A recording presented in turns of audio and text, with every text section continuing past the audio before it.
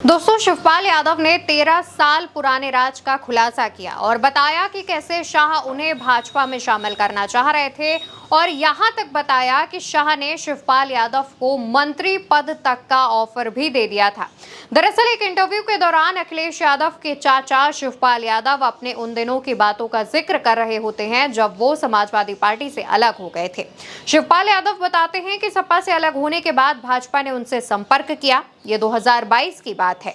तब उन्हें उत्तर प्रदेश की योगी आदित्यनाथ सरकार में शामिल होने और मंत्री पद का ऑफर दिया गया था, लेकिन वो बीजेपी के साथ नहीं गए क्योंकि उन्हें पार्टी की नीयत में खोट दिखाई दे रही थी। शिवपाल यादव से जब पूछा गया कि वो बीजेपी में किसके संपर्क में थे तो उन्होंने जवाब दिया, दिल्ली में नंबर 2 दिल्ली में कौन है आप सब जानते हैं।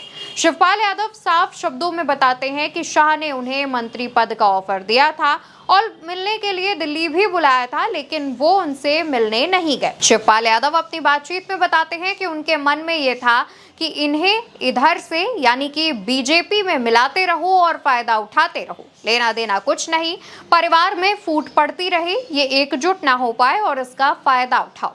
शिवपाल यादव ने साफ शब्दों में कहा कि भाजपा चाहती थी कि मैं अगर समाजवादी पार्टी से अलग हो गया हूं तो मैं भाजपा में शामिल हो जाऊं, जिससे परिवार में फूट पड़ती रहे और भाजपा को इसका राजनीतिक फायदा मिलता रहे। शिवपाल यादव ये भी बताते हैं कि वो साल 2017 से ही बीजेपी के संपर्क में थे और उनकी लगातार शाह से बात भी हो रही थी और शाह के कहने पर ही उन्होंने साल 2019 में फिरोजाबाद सीट से चुनाव भी लड़ा था।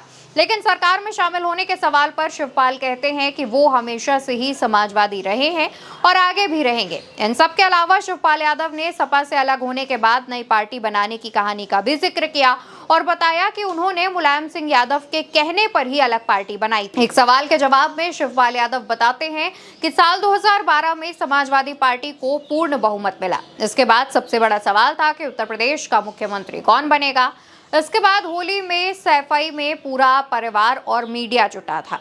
उस समय एक कमरे में मुलायम सिंह यादव, शिवपाल यादव, रामगोपाल यादव और अखिलेश यादव के बीच चर्चा हो रही थी। शिवपाल यादव ने बताया कि उन्होंने मुलायम सिंह से कहा कि आप कम से कम 1 साल तक मुख्यमंत्री रह लीजिए, उसके बाद अखिलेश को बना दीजिएगा। लेकिन रामगोपाल यादव और अखिलेश यादव ने दबाव बनाया और कहा कि अखिलेश को ही मुख्यमंत्री बनना चाहिए, जिसके बाद मुलायम सिंह ने अखिलेश यादव के नाम पर हामी भर दी। इसके बाद कई फैसलों पर अखिलेश और शिवपाल यादव के बीच मतभेद होने लगे, कई फैसलों पर टकराव होने लगा, जिसके बाद खुद ही मुलायम सिंह यादव ने शिवपाल यादव को बुलाया, मुलाकात की और अलग पार्टी का गठन करने के लिए कहा। इसके लिए मुलायम सिंह यादव ने बकायदा आशीर्वाद भी दिया, यानी कि नेताजी के कहने पर ही शिवपाल यादव ने 2018 में प्रगतिशील समाजवादी पार्टी लोहिया का गठन कर लिया था। लेकिन जब दोनों नेताओं के बीच दूरियां कम हुई, यानी शिवपाल और अखिलेश के बीच दूरियां कम हुई, तो आखिरकार साल 2022 में शिवपाल यादव ने समाजवादी पार्टी में अपनी पार्टी प्रसपा का विलय कर दिया और आज शिवपाल यादव न सिर्फ समाजवादी पार्टी में एक बड़ी जिम्मेदारी संभाल रहे हैं, बल्कि अखिलेश यादव को समाजवादी पार्टी को लगातार आगे बढ़ाने का काम भी कर रहे हैं। कई मौकों पर शिवपाल यादव अखिलेश यादव को मुख्यमंत्री बनाने की बात कह चुके हैं और लगातार अखिलेश का समर्थन करते हुए भी देखे जाते हैं। शिवपाल यादव ने कई बार ऐसा जाहिर करने की भी कोशिश की है कि भले ही इस दुनिया में नेताजी यानी मुलायम सिंह यादव ना हो, लेकिन अब उनकी जगह पर शिवपाल यादव अखिलेश यादव का मार्गदर्शन करते नजर आएंगे।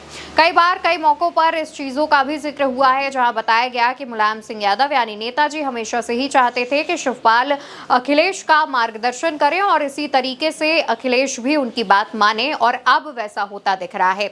दोस्तों, एक तरफ जहां पर अखिलेश यादव लगातार मुख्यमंत्री योगी आदित्यनाथ और दिल्ली दरबार पर तंज कसते नजर आ रहे हैं, तो वहीं दूसरी तरफ शिवपाल यादव का अमित शाह पर दिया गया यह बयान यूपी की राजनीति में हलचल मचा रहा है। कहा जा रहा है कि ये अब तक का सबसे बड़ा खुलासा जो है शिवपाल यादव ने भाजपा के दिल्ली में नंबर 2 के नेता यानी अमित शाह पर किया है। देखने वाली बात होगी कि आगे आने वाले दिनों में और क्या चीजें निकलकर सामने आती हैं। फिलहाल ये खबर आप भारत एक सोच पर देख रहे थे। मेरा नाम अवंतिका है। आप चैनल को सब्सक्राइब कीजिएगा। नमस्कार।